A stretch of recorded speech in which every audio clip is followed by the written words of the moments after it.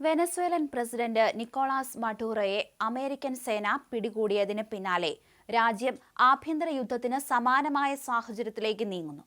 US. ആക്രമണത്തിന് പിന്തുണ നൽകുന്നവരെ ഉടനടി ദേശീയ തലത്തിൽ തിരഞ്ഞു പിടികൂടാൻ ഉത്തരവിട്ടത് ഏവരെയും ഞെട്ടിച്ചിരിക്കുകയാണ്. 90 ദിവസത്തെ അടിയന്തരാവസ്ഥ പ്രഖ്യാപിച്ചിരിക്കുകയാണ് വെനസ്വേലൻ സർക്കാർ.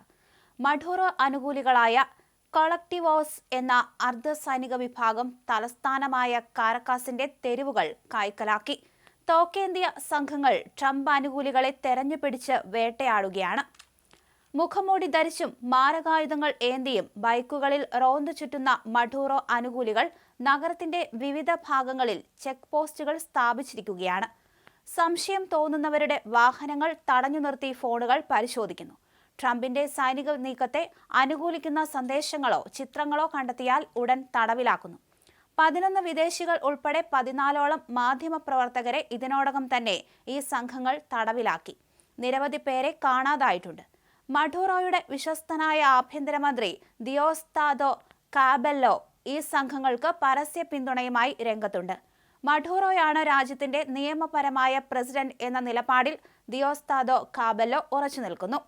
യു.എസിൽ മയക്കുമരുന്ന് കടത്തിന് $50 മില്യൺ തലയ്ക്ക് വിലയിട്ടിരിക്കുന്ന കാബെല്ലോ വെനസ്വേലയുടെ യുണൈറ്റഡ് സോഷ്യലിസ്റ്റ് പാർട്ടിയുടെ പ്രസ്താവനയിലൂടെ തന്റെ ഈ നിലപാട് ആവർത്തിച്ചു. ഇവിടെ വിപ്ലവ ശക്തികളുടെ ഐക്യം ഉറപ്പു നൽകുന്നു. ഇവിടെ ഒരു പ്രസിഡന്റ് മാത്രമേയുള്ളൂ. അദ്ദേഹത്തിന്റെ പേര് നിക്കോളാസ് മഡൂറോ മോറോസ് എന്നാണ്. ശത്രുക്കളുടെ പ്രകോപനങ്ങളിൽ ആരും വീടരുത്, കാബെല്ലോ പറഞ്ഞു. കൊളക്ടിവോസ് അംഗങ്ങളോടൊപ്പം എന്നും വിശ്വസ്തർ, ഒരിക്കലും രാജ്യദ്രോഹികളല്ല എന്ന് മുദ്രാവാക്യം വിളിക്കുന്ന കാബെല്ലോയുടെ വീഡിയോ ദൃശ്യങ്ങൾ സമൂഹ മാധ്യമങ്ങളിൽ പ്രചരിക്കുന്നുണ്ട്. രാജ്യത്ത് രാഷ്ട്രീയപരമായ അനിശ്ചിതത്വവും അടിച്ചമർത്തലും രൂക്ഷമാകുന്ന സംഭവ വികാസങ്ങളാണിത്. വെനസ്വേലയിലെ അസ്ഥിരതയ്ക്കിടയിലും അമേരിക്കൻ പ്രസിഡന്റ് ഡൊണാൾഡ് ട്രംപ് തന്റെ അമേരിക്ക ഫസ്റ്റ് നയം നടപ്പിലാക്കുന്നു.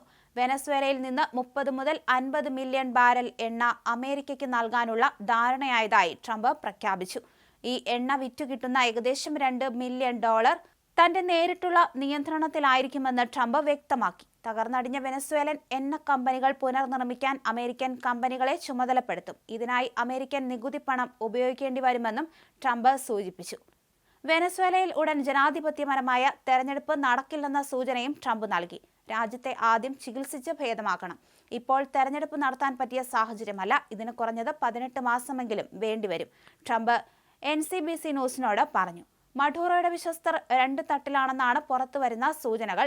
ദിയോസ്താദോ കാബെല്ലോ യുദ്ധമുഖത്ത് ഉറച്ചു നിൽക്കുമ്പോൾ ഇടക്കാല പ്രസിഡന്റായി ചുമതലയേറ്റ ഡെൽസി റോഡ്രിഗസ് അമേരിക്കയുമായി ചർച്ചയ്ക്ക് തയ്യാറാണെന്ന ഒത്തുതീർപ്പ് നയമാണ് സ്വീകരിക്കുന്നത്.